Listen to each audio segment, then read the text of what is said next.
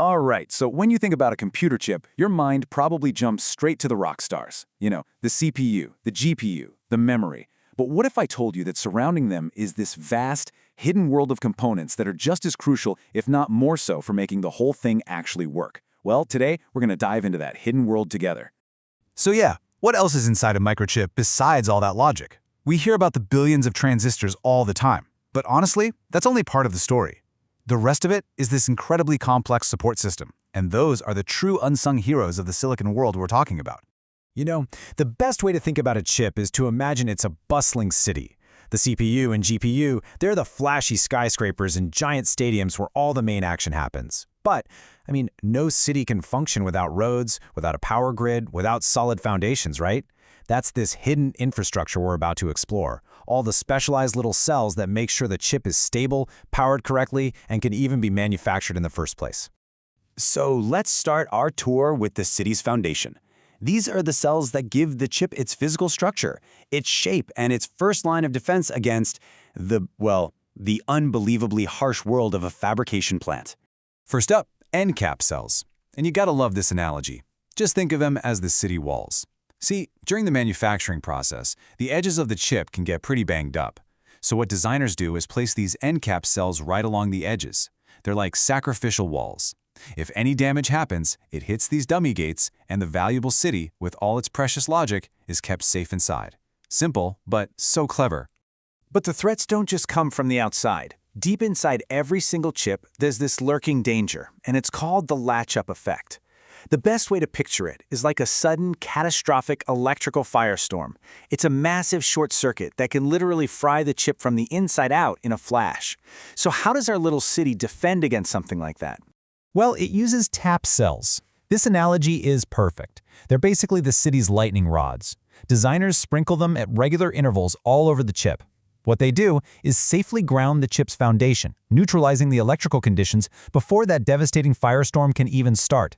It's a really simple but honestly a heroic piece of infrastructure. And finally, for our city's foundation, you just can't have giant potholes everywhere. That's where filler cells come in. And they do exactly what their name says. They fill every single empty space between the logic gates. This makes sure the chip has a totally uniform, flat surface, which is absolutely critical for one of the manufacturing steps called polishing. It's literally like paving over every empty lot to make sure the entire city is perfectly level and structurally sound. All right, so our city's foundation is solid. It's built to last. But now, it needs power. A lot of it. So let's move to part 2 of our tour, managing the city's incredibly complex and demanding power grid. Okay, imagine thousands of buildings in our city all flipping their lights on at the exact same millisecond. That would put an insane strain on the power grid, wouldn't it? The exact same thing happens in a chip. So decap cells act like thousands of tiny local power substations, or maybe even little water towers, holding a bit of extra charge right where it's needed. When one part of the chip suddenly needs a huge surge of current, these cells deliver it instantly. This prevents voltage drops and makes sure the lights never flicker in our digital city.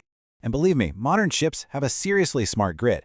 Different districts can run on different voltages, or even power down completely to save energy. This is where a few key players, as you can see here, come into play. You need level shifters, which are like power transformers, to let high power and low power districts talk to each other without anything blowing up. If a district powers down, isolation cells act like these automatic gates, sealing it off so it doesn't mess with its neighbors. And retention cells? They're the backup generators, keeping the most critical data safe when a district is asleep, so it can wake up and get right back to work in an instant. Okay, so we've got a solid city with a smart power grid, but a city can't be an island, right? It has to connect to the outside world, and just as important, it needs room to grow. That is the job of pad cells. Think of them as the city's busy ports and airports. They're the critical connection for all data coming in and going out. But they have a second super important job: security. They provide protection against electrostatic discharge. So they're basically like the guards at the border, stopping any dangerous electrical surges from getting in and wreaking havoc. Now, inside the city, some switches just need to be locked in place, always on or always off. No ambiguity. That's what tie cells do.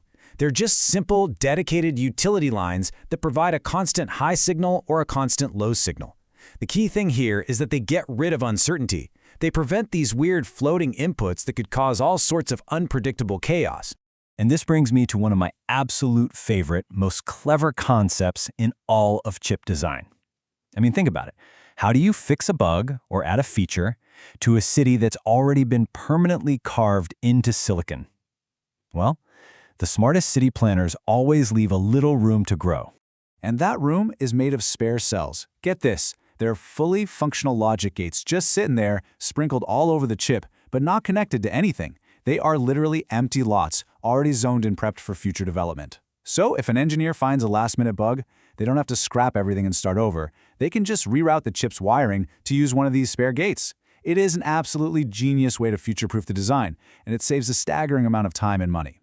Okay, let's zoom back out. We've toured the city's walls, its foundations, its power grid, and even its plans for the future. So what does all this hidden infrastructure really add up to? Well, it's really not an exaggeration to say it's the invisible foundation of our entire modern world. These unsung heroes, they are the true guardians of the chip city.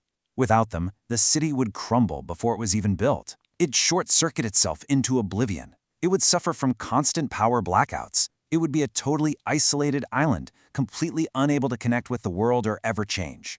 They are the invisible bedrock of everything we demand from our technology: reliability, efficiency, and killer performance. And that leaves us with a final and pretty fascinating question. We've seen the incredible ingenuity that goes into making today's chips work. But as we keep shrinking these cities down to the scale of individual atoms, what new, unforeseen challenges are going to pop up? What new, unimagined guardians will the next generation of engineers need to invent to keep the city running?